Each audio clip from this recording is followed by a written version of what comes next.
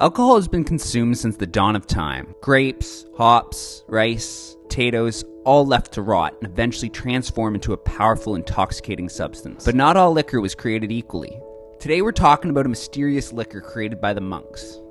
No, not those monks. These monks. They created the mysterious liquor known as Chartreuse. I recently went to the distillery in Voiron, France to discover the history of this mysterious liquor. Unfortunately, filming was not permitted inside. As you'll soon learn, the creators of Chartreuse are a secretive bunch. Before we dig into the history, what exactly is Chartreuse? Well, that's what makes this liquor so unique. Nobody really knows, except two people, but we'll get to that. Anyway, what we do know is this. Green Chartreuse is 55% alcohol and has a one-of-a-kind green color.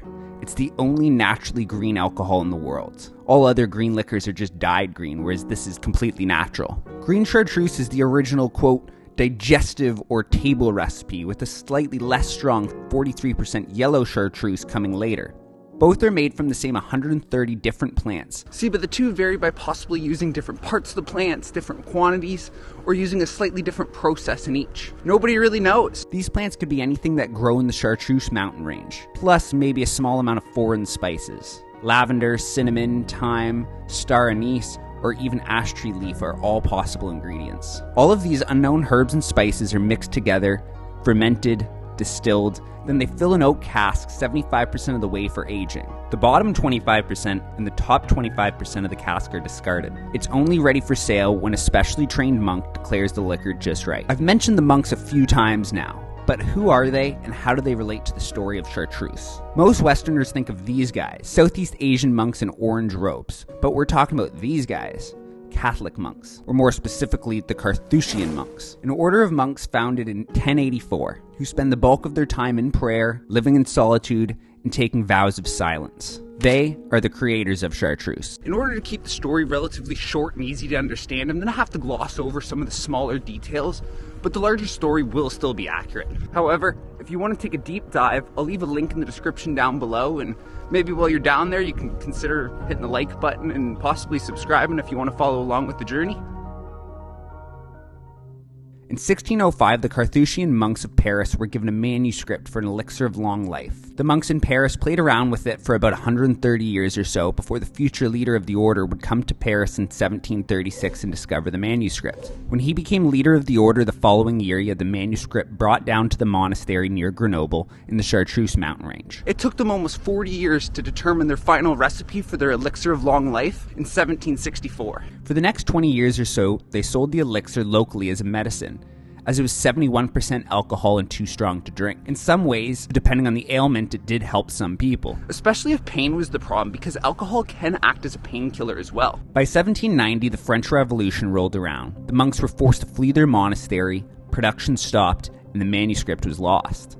After 40 more years and the recipe being passed around like a hot potato, it eventually found its way back to the monks in the monastery in 1835. Again, I'm glossing over a few details here. But between 1825 and 1835, the green Chartreuse we know today was born out of the monks' desire to help with the chloria epidemic, a bacterial disease that was caused by consuming contaminated food or water. They had some limited notes of their manuscript, which they played around with to create the green Chartreuse. At this point, the monks realized they could sell their liquor as a table drink with a unique taste. So Chartreuse was branded as a drink for table or for health. See, with this newfound motivation for producing Chartreuse, they experimented with the liquor a little bit more to come up with the slightly less potent yellow Chartreuse about 3 years later. From this point on, the popularity of Chartreuse waned and waxed. It grew to be an international brand, but it continued to be a cultural beverage of the French, specifically in the region around the monastery.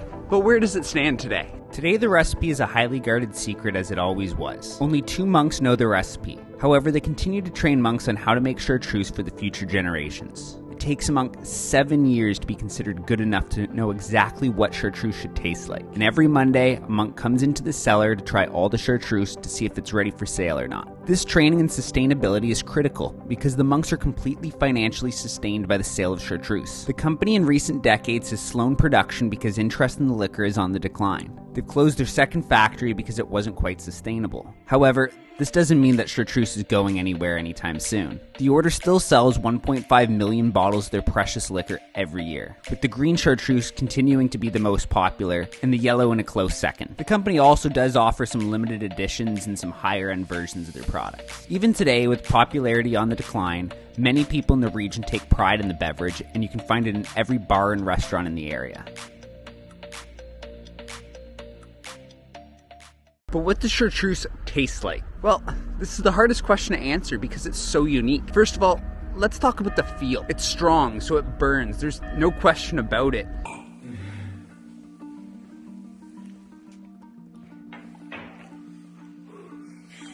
But the reason it's a premium liquor is because the burn's smooth. It doesn't burn like a cheap, overproof vodka. The burn's a lot more subtle, and it almost feels soothed by the taste afterward. You can definitely taste an herbal concoction, but it's not grassy or leafy.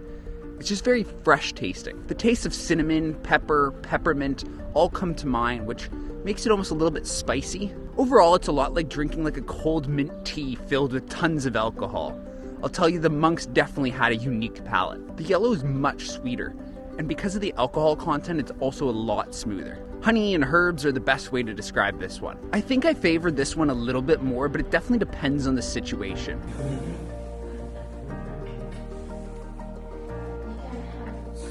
The yellow definitely feels like it should be a dessert, like a port or an ice wine, whereas the green can be drank in any instance. The best part about drinking Chartreuse is that the French aren't pretentious about the way they drink it. You can drink it as a shot, you can sip on it, you can put it on ice or put it in the freezer, or you can drink it at room temperature. No one will judge you. It's a unique beverage that can be drank in your own unique way. Well, the last thing that needs to be mentioned is the price. It's actually fairly reasonable for such a unique premium liquor. It's about €45 for a 750 milliliter bottle. It's not cheap, but it's not exactly expensive, although I'm sure the price does vary around the world. Overall, my experience at the Chartreuse distillery was amazing.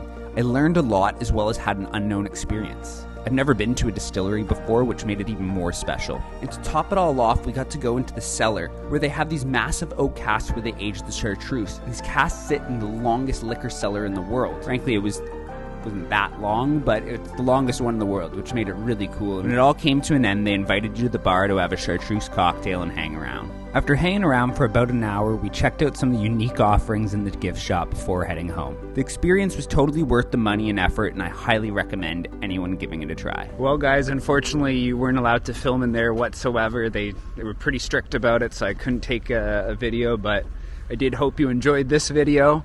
Hope you got some good information out of it. If you did, please consider subscribing. I'll be posting 2 times a week for the foreseeable future.